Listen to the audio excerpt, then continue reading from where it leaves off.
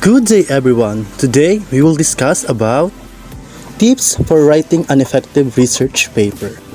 It could contain arguments based on a thesis with significant evidence from a variety of supporting and reliable sources. These are the following materials. Note paper. Make sure you have enough because you may be jotting down a lot of notes. Then the second is 2 or 3 different colored highlighters for highlighting notes. And the lastly is the index cards. These are the substantial steps to be organized in writing a research paper. Select your topic carefully. Choose sources that will be helpful and make sure they are reliable. Index cards should be used to jot down helpful notes that you may need throughout the process or writing. Your note should be organized based on the topic it is under. Have an outline that is well thought of. Write a first draft so you have a skeleton of what your research paper. Go through your first draft, read it thoroughly and rewrite. And last is edit when it is needed. These are the following tips on how to write an effective research paper. The number one is do the proper research. If you want to find helpful and reliable sources of information, the library is literally the best place to look around. There are numerous books, published articles, journals, and others that you can choose from about your chosen topic. Choose a comfortable place in your local library where you are away from distraction and you can focus on the work that needs to be done. Try using the card catalog and computers to make your search easier. The number 2 is choose your research topic carefully. If you have a freedom to choose what your research paper could be about, take advantage of the situation and choose a topic that you are interested in or a topic you are curious about. By doing this, it gives you motivation to do necessary research for it. Be specific when selecting a topic because most writers make a mistakes in choosing that is the general. Number 3 is jot down the proper notes. Like our first step, be organized when it comes to writing down your notes. Take note of the information that will only be of help to you.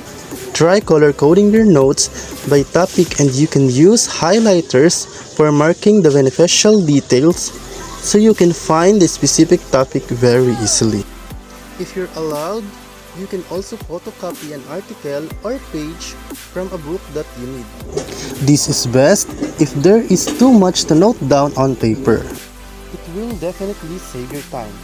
Every time you note something down, make sure to write down the bibliographical information such as the author, the book title, page number used, volume number, and publisher name and vital dates.